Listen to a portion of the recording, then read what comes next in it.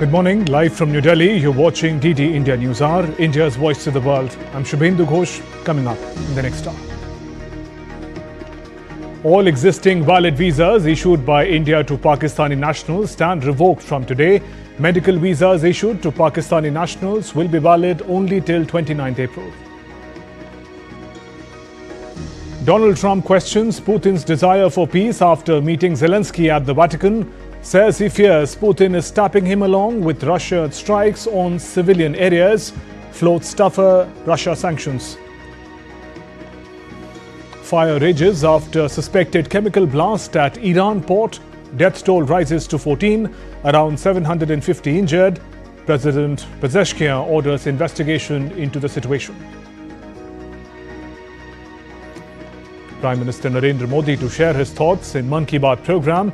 It will be the 121st episode of the monthly radio program.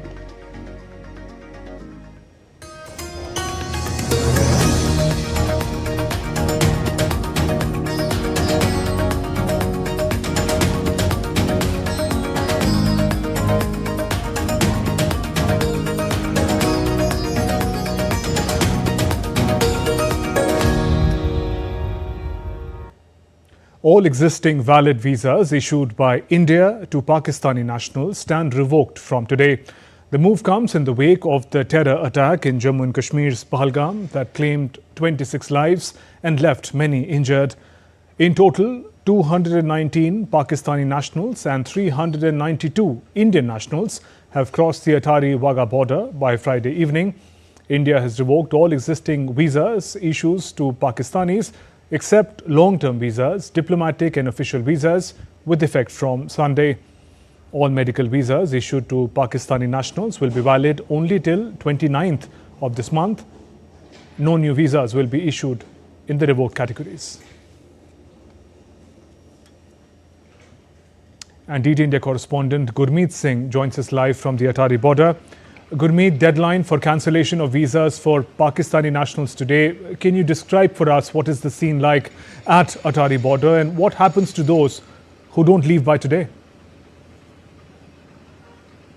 See, Shubhendu, we are reporting from Atari-Wagah border. You can see, first of all, we would like to let our viewers know that at Atari-Wagah border, large number of Pakistani nationals who have not crossed the border till now, they are today approaching the integrated checkpost. And first of all, I would like to show you the visuals of the Pakistani nationals coming in to the Atari-Wagah border for getting all the formalities done. These all are the vehicles of the Pakistani nationals, their relatives who have come here to drop them over here on integrated checkpost. So right now, if you can see that these vehicles and the people, the Pakistani nationals are moving towards integrated checkpost. The very first, they have to get their passports verified by the BSF officers, BSF officials over here.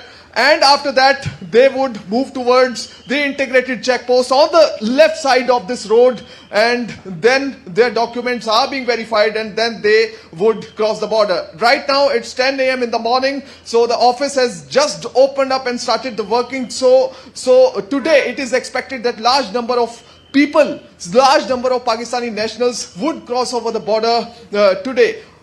Yesterday, if we talk about yesterday, then a large number of Indians who were in Pakistan, they came here to India. The number was 335. And the Pakistani nationals who left the country yesterday, the number was 75. Now the total tally of the Pakistani nationals who left the country till now, by the yesterday evening, it is 294. And the Indian nationals who have come back to their homeland, the number is 727 by the yesterday evening. But today, the authorities, the custom, immigration and BSF authorities are expecting large number of turnout over here at Atari-Wagah border. And this all happens after the Union Home Minister Amit Shah's call, telephone to the all chief ministers that happened on Friday, and he personally told and instructed all the chief ministers of the states to ensure that no Pakistani national remains in their state after 27th of April. Now,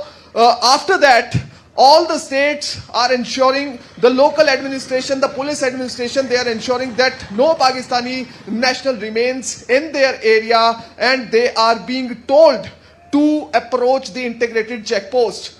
Now, after that,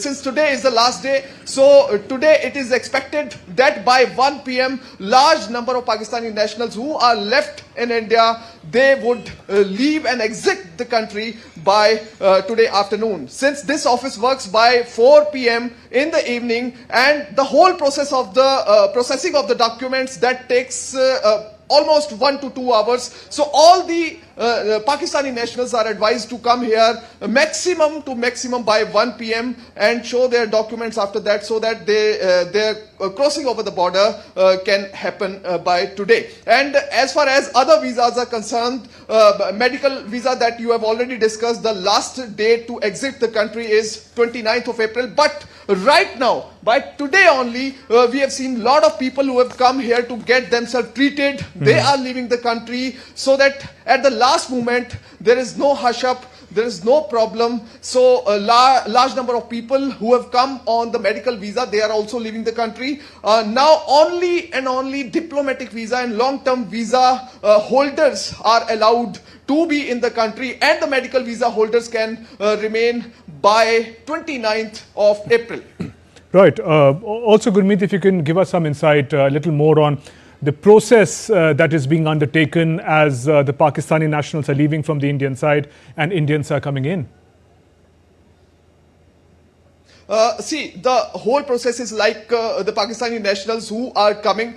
This is the road, GT road, which connects the Atari-Wagah border with the with Delhi. You know, starting from the Delhi, this road passes through Haryana, then Ludhiana, then Jalandhar, then Amritsar, and then Atari-Wagah border. All the Pakistani nationals who are coming in, they are coming through this road only. If they are from Uttar Pradesh, Punjab, Rajasthan, or any other place, they would come here by this road. First of all, the very first step would be their passport would be by just right in front of me. All the credentials are checked. Then the immigration office integrated check post, and after that, when they reach the integrated check post, then all their visa and their passport and other documents are checked, and they are allowed to cross over the border. There, Gurmeet, thank you very much for getting us the latest from the Atari border. And big news just coming in: the National Investigation Agency (NIA) has begun the process of formally taking over the Pahalgam terror attack case. That's a big news just coming in. NIA is taking over the Pahalgam terror attack case on MHA's orders. NIA teams, which have been camping at the terror attack site since Wednesday, have intensified the search for evidence. The teams, overseen by an IG, a DIG, and an SP from anti-terror agency, are examining the eyewitnesses who had seen the horrifying attack unfold before their eyes. This is the location of the Baisaran Valley, Pahalgam. The big news coming in: NIA is taking over the Pahalgam terror attack case on MHA's order. The eyewitnesses are being questioned in minute details to piece together the sequence of events that led to one of the worst terror attacks in Kashmir in recent times. The entry and exit points are being closely scrutinized by the investigating agency, NIA. The teams are looking for clues to the modus operandi for the terrorists, to the way that they followed through the terrorist attack. The teams, aided by forensic and other experts, are checking the entire area thoroughly for evidence to expose the terror conspiracy that led to the horrendous attack that has shocked the nation. It's a big news coming in at this hour. Eyewitnesses are being questioned in minute detail by the NIA. The news coming in: the NIA, National Investigation Agency, India's premier investigation agency, is formally taking over the investigation into the Pahalgam terror attack case. This is after the order came in from the Union Ministry of Home Affairs. NIA teams have been camping at the terror attack site since Wednesday and have intensified search for evidence. Let's now go across live to Srinagar. Vishal Beristo, my colleague, is in Srinagar covering the story and development. Vishal, NIA taking over the investigation. What are the implications? What details do you have at the moment? Well, Shubhendu, the investigating agencies and also the joint operation of Jammu Kashmir Police and Indian Army have taken things very seriously. A special investigation team, SIT, has been formed under the additional SP of Anantnag, and 175 people have been so far interrogated. They have been detained for interrogation. They have not been arrested. Let me repeat, they have not been arrested. Meanwhile, a fresh update is coming from the Indian Navy, and I would like to repeat that Indian Navy ships undertook successful multiple anti-ship firings to revalidate and demonstrate readiness of platforms, systems and crew for long-range precision offensive strike. Indian Navy stands combat ready, credible and future ready. That's an important update, Vishal, but on the right, on the NIA front, if you could share with us the details. It's a widespread investigation that is on. Also, it's the nature of the investigation. It's a cross-border terror attack. Help us understand the role and the scope of the investigation by NIA. Well, so far the investigation was being conducted by the special investigation team, but now after the Ministry of Home Affairs asking the NIA to take over the investigation, the elite organization investigating agency has taken up the investigation. Now all the inputs would be shared with the NIA. So far whatever has been done by the Indian Army and military intelligence and Jammu and Kashmir Police would be handed over and exchanged. Meanwhile, the SIT would continue to interrogate more people. We are getting to hear that an unprovoked firing is on at the LOC. Now this is day 2 since the Pakistan Army has been firing small arms firing, not heavy artillery, and Indian Army is also retaliating. So this is the news coming in. 8 terrorist houses have been demolished, and also a list of 18, I beg your pardon, terrorists from Lashkar-e-Taiba, Jaish-e-Mohammed and TRF have been released by the investigating agencies, and 55 terrorists are under the scanner. So security agencies are taking no chances. Indian Army is taking care of the LOC, the border. Jammu and Kashmir Police, military intelligence and Indian Army are also investigating the Pulwama attack, and now with NIA stepping in, the news is tightening around the terrorist organizations and their handlers across the border. Meanwhile, Indian Navy has also pressed its firing capability in the Arabian Sea. So definitely Pakistan is facing the heat. Shubhendu? Okay, Vishal, also as we learned that the NIA teams are in fact camping at the site of the attack in Pahalgam. Take us through the complexities involved given the cross-border nature of the attack. Well, Shubhendu, it's a very dense forest, and it's not that easy to find out the whereabouts of the terrorists, because a combing operation has been on ever since this incident took place. But because of the intelligence inputs, we are able to find out as to who were the overground workers and who were the active workers. 8 houses have been demolished, and we all know that how the operation is going on. 5.5 kilometers is the radius of the site in Pahalgam. Meanwhile, let me also inform our viewers that the tourists are being given all hospitality, all help by the local people. The local people are totally against this attack. In fact, there were a lot of protest marches also, and we get to hear a lot of good things about the Kashmiris. This is the first hand information I am exchanging from the tourists. The tourists are all praise about the local Kashmiris here in Srinagar.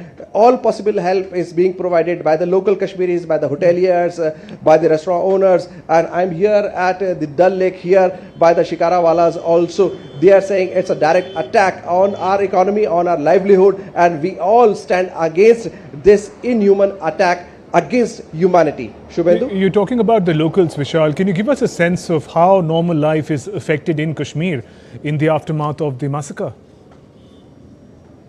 Well, I will ask my cameraman to show you first the visuals of the shikaras and the houseboats. Normally, it used to be buzzing with a lot of crowd. So the footfall of the tourists has reduced drastically. I will also ask my cameraman to show you there the CRPF boat is also manning the lake here. So security has been tightened here. The footfall has reduced, but it has not dampened the spirit of tourism, and also there is no falling down of the hospitality of the local Kashmiris. They are still welcoming the tourists with open hands. They are saying हम सब तैयार हैं tourist की हिफाजत के लिए, हमारी मोहब्बत में कोई कमी नहीं आई है. Please do not connect this attack with the local Kashmiris, because what has been done by a group of people who have been brainwashed by their handlers across the border. Shubhendu? Vishal, you are taking us through the security arrangements and the operations. You mentioned about the Navy. If you could take us through the key security operations taking place in Kashmir and outside. Well, let me tell you that the security agencies are taking all care. At the Lal Chowk, security has been briefed up. Here also at the Dal Lake, the CRPF, which is the Central Reserve Police Force, the Jammu and Kashmir Police, CRPF is our paramilitary force, and Indian Army, they are guarding for the safety and security of the locals and also for the tourists. But an unfortunate incident occurred late last night at around 11:30 p.m. Unidentified militants, they fired at a social activist. He is said to be in the age of 43 to 45, Ghulam Rasool, and he has succumbed to the injuries. He was shifted to the Government Medical College, Handwara. There his situation worsened, his condition worsened. Then he was referred to Srinagar, but he succumbed to injuries. So a local Kashmiri is also a victim of militancy here in Jammu and Kashmir. And Vishal, if you talk about the LOC, you also mentioned about security exercise in the Arabian Sea by the Navy. Well, absolutely. I read out to you the information by the Indian Navy. Frigates and platforms, they have successfully tested the firing capabilities, precision firing capabilities in the Arabian Sea. So Indian Navy telling the countrymen they are battle ready, they are war ready, and they are ready to secure and guard the borders, and they are ready to face any eventuality. Meanwhile, I would also like to read out the handout of the Indian Army, and let me just tell you that on the night of 26th and 27th April, this is the information by Indian Army.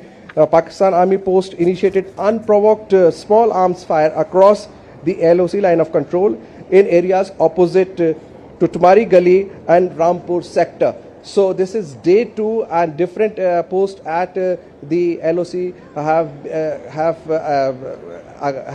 witnessed firing from across the border, and India Army is giving a befitting reply to the enemy from across the border.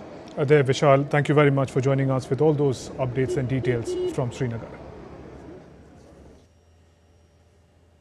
Vishal Barissa, our correspondent in Srinagar, getting us the latest. Moving on, Director of the Federal Bureau of Investigation, United States, Kash Patel, has expressed grief over Pahalgam terror attack. In a post on X, he says, and I quote, "The FBI sends our condolences to all the victims of the recent terrorist attack in Kashmir and will continue offering our full support to the Indian government.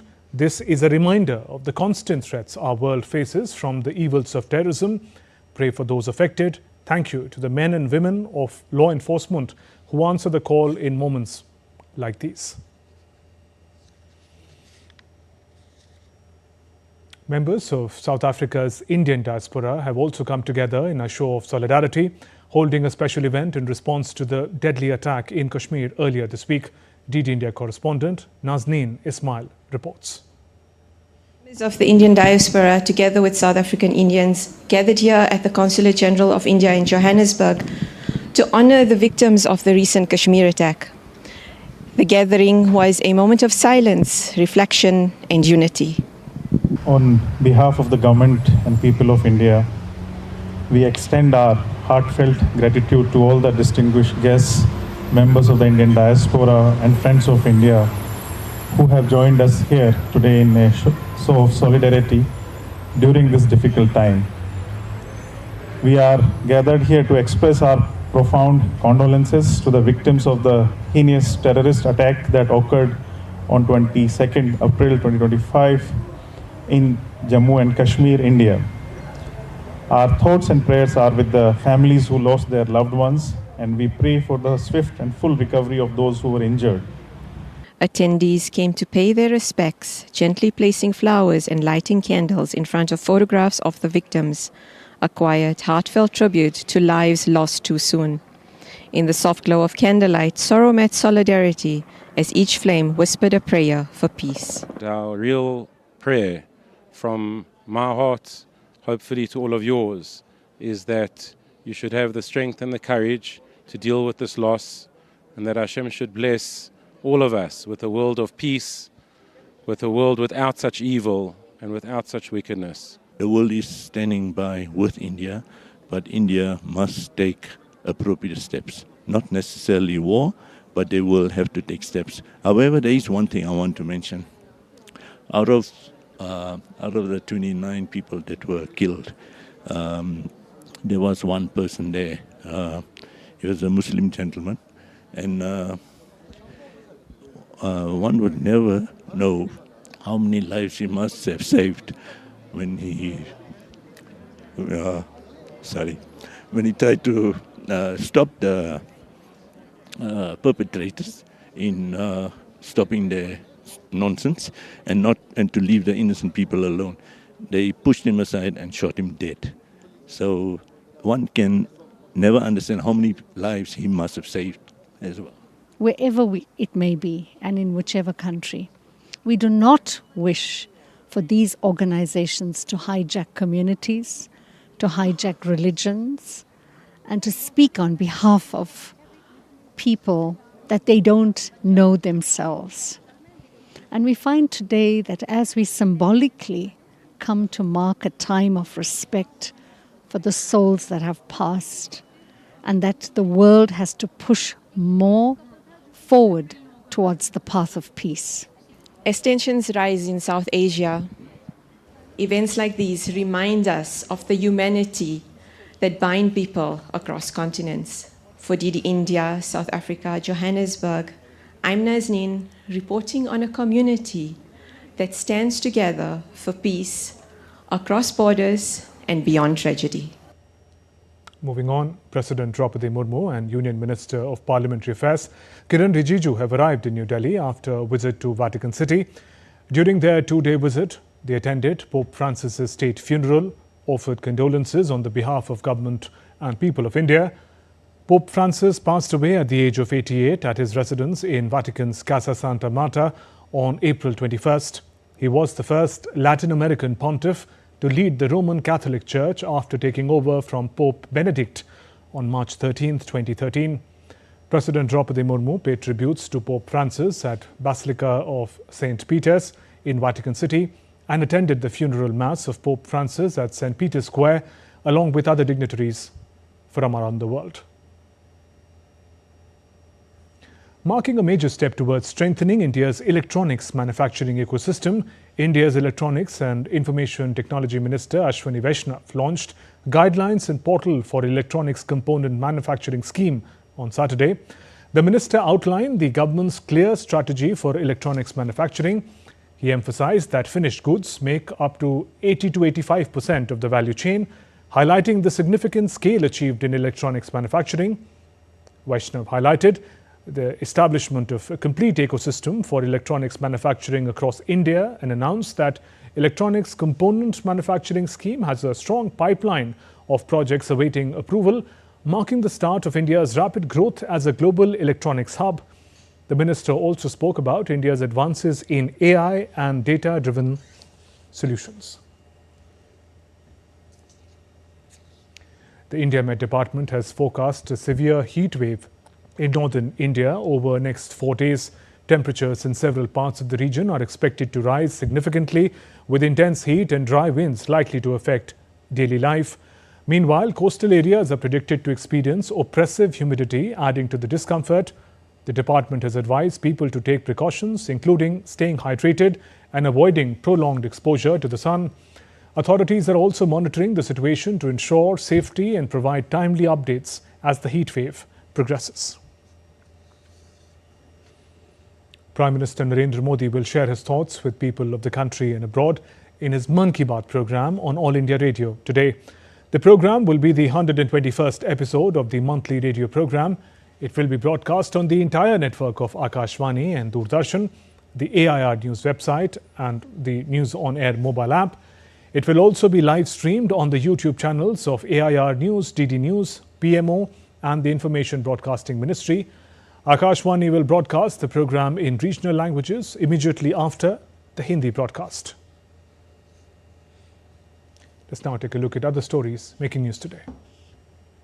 A fire broke out at early morning at the Kaisar-e-Hind building in Mumbai's Balant Pier, which houses the ED office. 12 fire engines responded to the blaze. Firefighting operations are still undergoing. The cause of the fire remains unknown, according to Mumbai Fire Department officials. Haryana Chief Minister Naib Singh Saini flagged off Cyclothon 2.0 in Sirsa to promote a drug-free Haryana. He said the initiative has now become a public movement aimed at ensuring the youth remains healthy and strong. Karnataka Home Minister G. Parameshwara and BJP MP Tejasvi Surya flagged off the TCS World 10K Bengaluru Elite Men's Race. The event witnessed enthusiastic participation in Bengaluru. And still to come on DD India News Hour. Hamas opened to truce and hostage exchange in Cairo talks.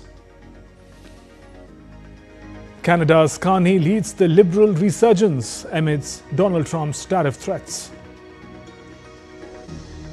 And people in Vienna to cast their ballots today to choose their new mayor.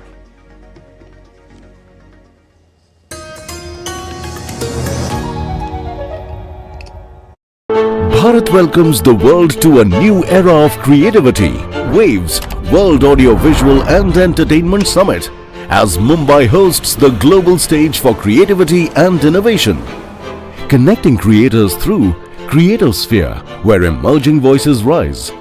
Wave Accelerator, where ideas meet global investors. Waves Bazaar, a global marketplace for content. Connecting countries through global media dialogue and industry roundtable. Bharat Pavilion, capturing India's rich history of storytelling. Waves के रूप में भारत एक ऐसा platform बनाने जा रहा है जिसमें दुनिया के एंटरटेनमेंट लैंडस्केप पर उसको बदलने की क्षमता होगी. From culturals to cinema, gaming to animation, fueling the next wave of entertainment. Connecting creators, connecting countries. Waves 2025. We explore various ways in which the delicate balance between urban development and environmental responsibility can be found. We should have a target today that a minimal certain percentage of land must protected as for agricultural and horticultural purposes. Our urban agriculture programs are designed to tackle food security and meet the nutritional needs of the poor. In the future, caves will become more attractive as they have a direct impact on the fight against climate change. The government is going to implement a scrapping policy designed to take old polluting vehicles off the road to reduce India's carbon footprint. So we are converting existing petrol motorcycles and scooters into electric ones.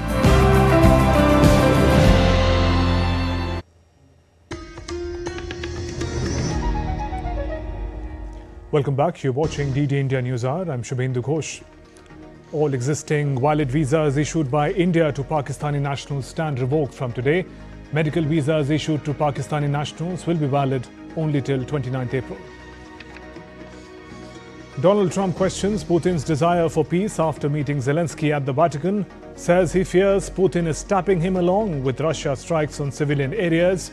Floats tougher Russia sanctions. Fire rages after suspected chemical blast at Iran port. Death toll rises to 14. Around 750 injured. President Pezeshkian orders investigation into the situation. and Prime Minister Narendra Modi to share his thoughts in Mann Ki Baat program. It will be the 121st episode of the monthly radio program. Let's turn now to updates from the Russia-Ukraine conflict. US President Donald Trump and Ukrainian leader Volodymyr Zelensky met privately at the Vatican during Pope Francis's funeral to discuss ways to revive stalled efforts to end the conflict. After departing from Rome, Trump published a social media post in which he took a tough tone on Russian President Putin. Trump questioned Russian president's desire for peace and stated that Putin should not be bombing civilian areas in Ukraine. He said secondary sanctions on Russia could be necessary due to ongoing strikes on civilians. Trump raised doubts about Putin's intention to end the conflict, proposing that stronger financial action might be necessary due to ongoing casualties. Meanwhile, Zelensky also held meetings with several global leaders on the sidelines of Pope Francis's funeral at the Vatican, including European Commission President Ursula von der Leyen, French President Emmanuel Macron, British Prime Minister Keir Starmer, and Italian Prime Minister Giorgia Meloni. All the leaders emphasized the importance of protecting Ukrainians, calling for an immediate and unconditional ceasefire, urged Moscow to commit to a peace process. Von der Leyen also stated that 17th EU sanction package targeting key sectors of Russia's economy was discussed. A massive explosion and fire at Iran's largest port, Shahid Rajeh, near the Strait of Hormuz, killed 14 people and injured 750 people. Rescue operation is underway as emergency services, assisted by Iranian Red Crescent members, are working tirelessly to extinguish the fire, complicated by strong winds. Footage shows rescuers carrying injured individuals on stretchers and firefighting plane dumping water to combat the blaze. The cause of the blast and the fire is unclear, but officials suspect a fire at chemical storage depot might have triggered the blast. The port, a major hub for container shipping, suffered significant damage, with debris and flames widespread. Schools and offices in nearby city of Bandar Abbas were closed to aid the response efforts. And Iran's President Masoud Pezeshkian has ordered an investigation into the port explosion, expressing sympathy for the victims. The incident drew condolences from United Arab Emirates and Saudi Arabia, who expressed solidarity with Iran.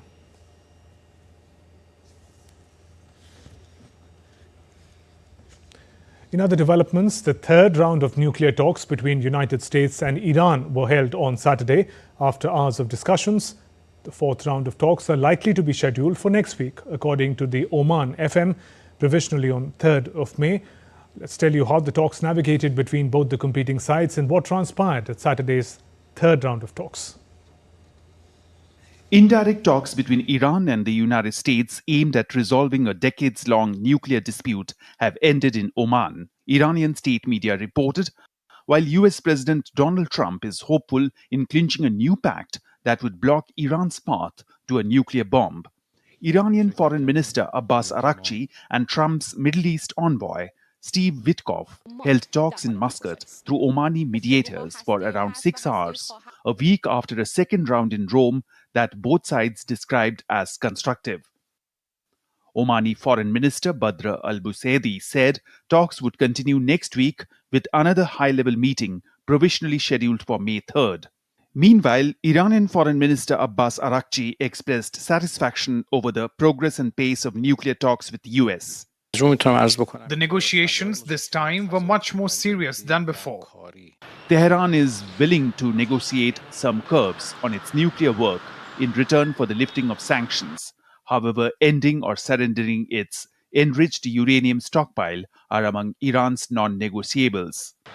In Tehran, people on the streets expressed optimism that an agreement would come. Personally, I'm hopeful because the news so far that we have seen in the media was positive, and we would like there to be an agreement. But they are not explaining the details of this agreement. It seems like the media has not able to get the information, but yeah, anyway, people are hopeful and want it to happen. The discussions are aimed at striking a new deal that would stop Iran from developing nuclear weapons an objective Tehran denies pursuing in return for relief from crippling sanctions. Bureau Report, DD India. In other news, Hamas has signaled its openness to comprehensive agreement to end the ongoing Israel-Hamas conflict. A senior Hamas official revealed on Saturday that the group is prepared to offer a prisoner exchange and accept a 5-year truce. The discussions were held with Egyptian mediators in Cairo, marking a potential breakthrough in the 18-month-long conflict. Despite continuing airstrikes, Hamas insists that any truce must guarantee a permanent cessation of hostilities. The group rejected an earlier Israeli ceasefire offer, calling it insufficient. And thousands of Israelis protested in Tel Aviv, demanding an end to the Gaza conflict and the release of hostages held in the Strip. Protesters called for de-escalation that would help secure the release of those still held captive in the Strip. Efforts by Arab mediators, Qatar, Egypt, backed by the United States, have so far failed to reconcile disputes between the two parties, Israel and Hamas. US President Donald Trump called for free transit for American commercial and military ships through the Panama as well as the Suez Canal, tasking Secretary of State Marco Rubio with resolving the issue. Trump has long advocated for American control over the Panama Canal and now also wants to focus on Suez Canal, calling for free passage for American ships through both the critical waterways. Trump claims the US played a crucial role in the existence of both the waterways. Egypt's Suez Canal is a key waterway linking Europe to Asia, has faced disruptions due to Houthi attacks in the Red Sea, impacting global maritime trade. Let's turn to news from Canada. With just 2 days before the federal elections, Prime Minister Mark Carney leads a stunning Liberal comeback, fueled by Canadian anger over US President Trump's tariff threats and talk of absorbing Canada. Carney, who replaced Justin Trudeau in March, has focused his campaign on confronting Donald Trump and branding Conservative leader Pierre Poilievre as inexperienced. Carney's message of calm over chaos resonates with the voters in Toronto, while Poilievre, campaigning in British Columbia, warns of dangers of another 4 years of Liberal rule. Polls show a narrowing lead for the Liberals at 42.5% compared to 38.7% for the Conservatives. Analysts highlight the role of early voting and Trump's unexpected influence, suggesting that Carney may achieve one of the most dramatic political turnarounds in Canadian history.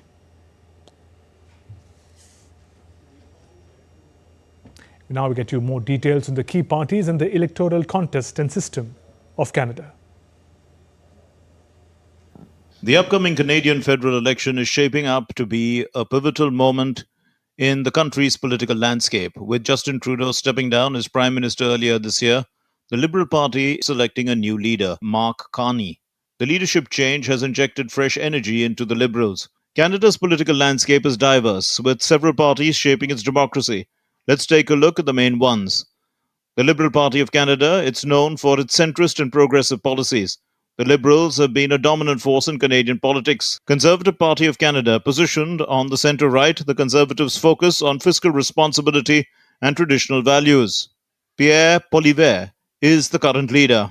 New Democratic Party, the left-leaning party advocating for social democracy and progressive reform, led by Jagmeet Singh. Bloc Québécois, the regional party that promises Quebec's interests and sovereignty, led by Yves-François Blanchet. The Green Party of Canada, focused on environmental issues and sustainability, led by Elizabeth May and Jonathan Pedniault. People's Party of Canada, a newer party with a focus on libertarian and populist policies, led by Maxime Bernier. Canada, unlike most countries, uses a first-past-the-post system, where the candidate receiving the most votes in a riding is declared the winner. The system rewards political movements with concentrated support and means a party can gain a majority with as little as 39% of the vote. If 3 or more parties are contesting a seat, candidates can win with a remarkably low percentage of the vote. The election will determine who leads Canada through inflation, housing instability, a healthcare crunch, and a deteriorating relationship with the United States. 3 American children aged 2, 4 and 7, including one battling rare cancer, were deported from US with their undocumented mothers, campaigners revealed on Saturday. The deportations occurred in Louisiana amid President Trump's aggressive immigration policies. The children were sent without medical care, including cancer-stricken child. Rights groups like ACLU condemned the actions as illegal and inhumane. ICE agents reportedly held families without communication access, and legal challenges are being pursued, particularly over the deportation of a US citizen child. The case highlights the growing concerns over immigration practices. Japanese Prime Minister Shigeru Ishiba embarked on a 4-day trip to Vietnam and the Philippines, aiming to strengthen regional ties amid US President Trump's trade tariffs. Ishiba emphasized Southeast Asia as a key growth center, but acknowledged the economic impacts of American tariffs on the region. He also plans to address growing tensions in the East and South China Seas, with China's increasing aggression a key issue. Ishiba's trip follows Chinese President Xi Jinping's regional tour and highlights Japan's efforts to bolster security and economic cooperation with its Southeast Asian partners. South Korea's leading opposition party, Democratic Party, named Lee Jae-myung as their candidate for the snap presidential elections slated to be held on June 3rd. If elected, Lee will succeed Yoon Suk-yeol after former president was ousted over his imposition of martial law late last year. The Democratic Party leader is regarded as by far the top contender. The veteran politician lost to Yoon in 2022 presidential elections by the slimmest margin in history. Lee has led his party to a landslide victory in a parliamentary election last year, enjoys strong support from the Liberal voters. The phrase "Vienna is different" will be put to test once again on Sunday when people of the city cast their ballots to choose their mayor. Far-right Freedom Party, which won national elections for the first time last year, is predicted to be defeated by the Social Democrats, who have held office continuously since 1945. The far-right Freedom Party is predicted to gain over 22%, up from 7% 5 years ago when it was struck by a corruption scandal, while the Social Democrats are predicted to gain nearly 39%, which could be their worst performance ever. Social Democrats have advocated for lowering the citizenship requirement in order to give more individuals the ability to vote. But Freedom Party has been advocating for safe and fair Vienna, claiming the city is squandering funds on aiding the integration of Afghan, Syrian and other asylum seekers. Let's now turn to other stories making news around the world. Apple plans to shift most iPhone production for US market to India by the end of 2026, as per reports. Currently, about 80% of iPhones sold in the US are made in China. However, Apple is working to cut its dependence. The move positions India as a critical hub in Apple's global production strategy. Hundreds marched through London as Just Stop Oil staged its final protest. Activists declared that although their marches are ending, their mission for climate action continues. The group claimed success in pushing for no new oil and gas policy. North Korea hosted an exhibition of regional factory products in Pyongyang from April 22nd to 26th. The event aimed to improve the product quality through public feedback, encourages technology sharing and boosts regional competition. Cities were ranked based on their success in implementing the Workers' Party's policies to enhance consumer goods. And still to come on DD India News Hour. Time for Animation Filmmakers Challenge at Waves 2025. Women Cricket Tri-Series in Sri Lanka, India takes on the hosts today. And Seoul shines bright for the Lotus Festival.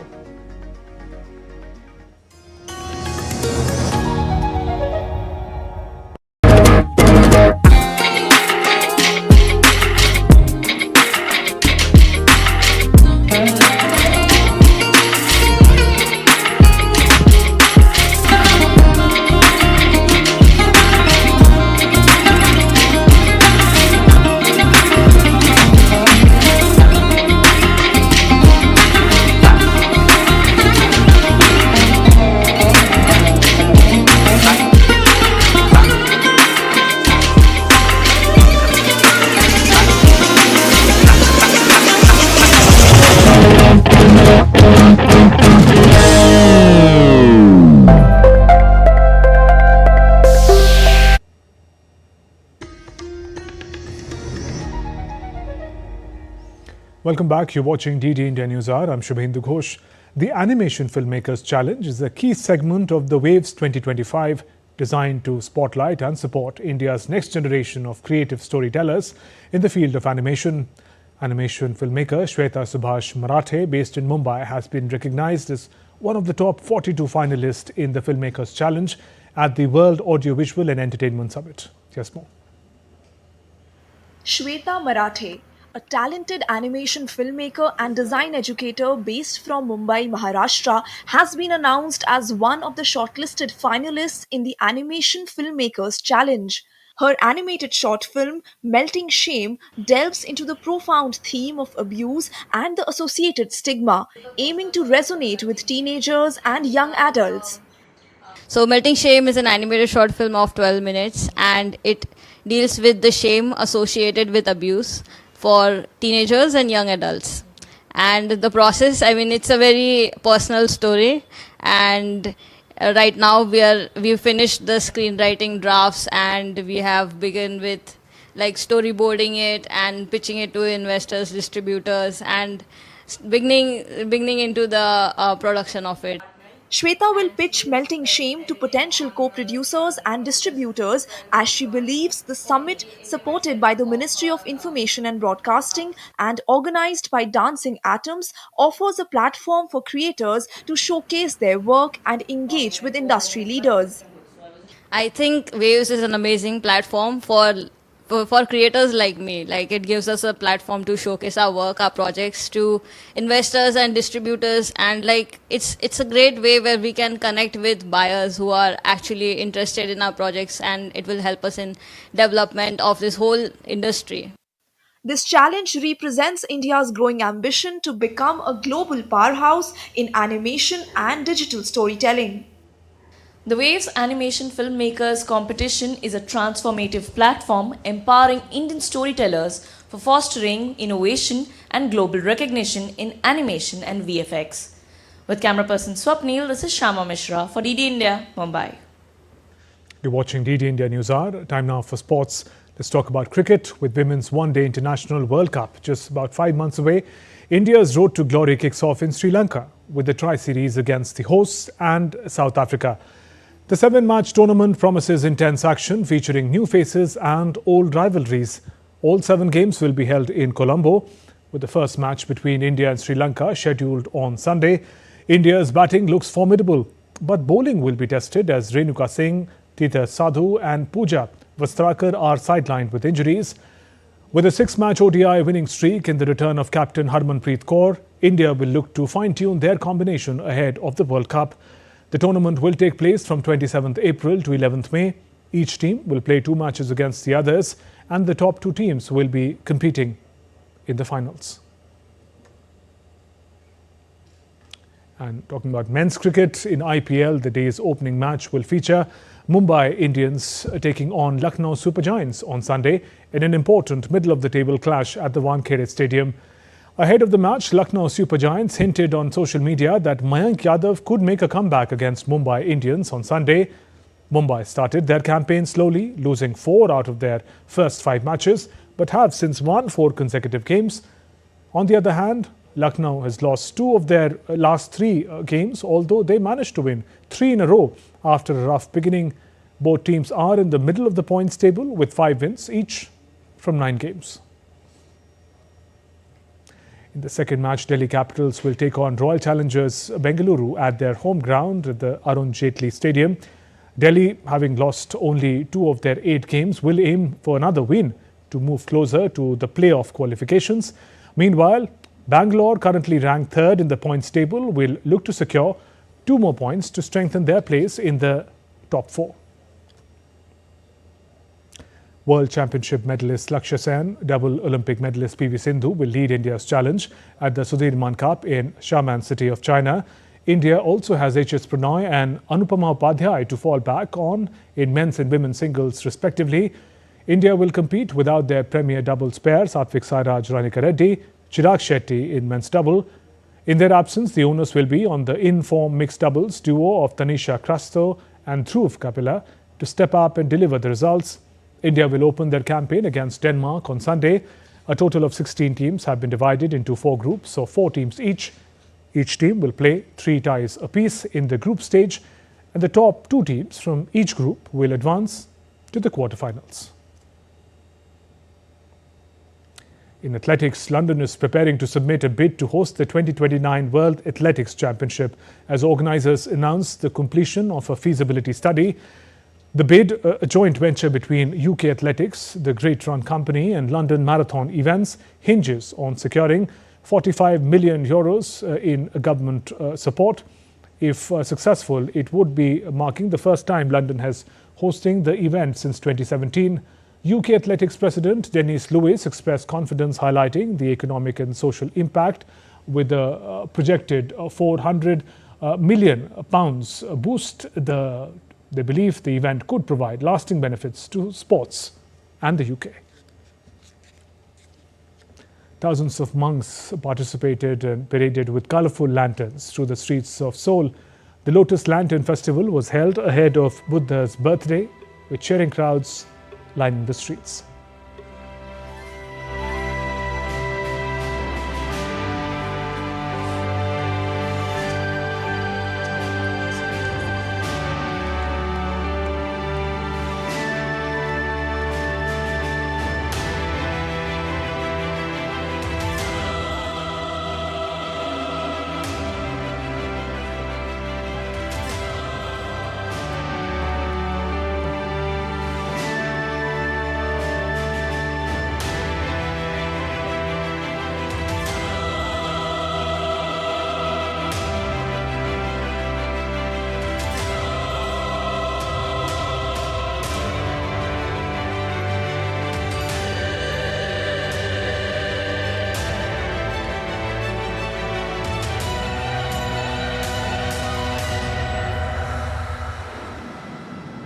Stunning play of light and sound. But that's all in this edition of DD India News Hour. Let us know your thoughts on the news of the day. For those on the go, you can get all the latest news and updates from India and across the world on DD India mobile app. The app is available on both Android and iOS platforms. Scan the QR code on the screens. Download now. We'll be back with more news as it breaks here on DD India. I'm Shubhendu Ghosh from all of us here in Delhi. Thanks for watching DD India News Hour. Namaskar.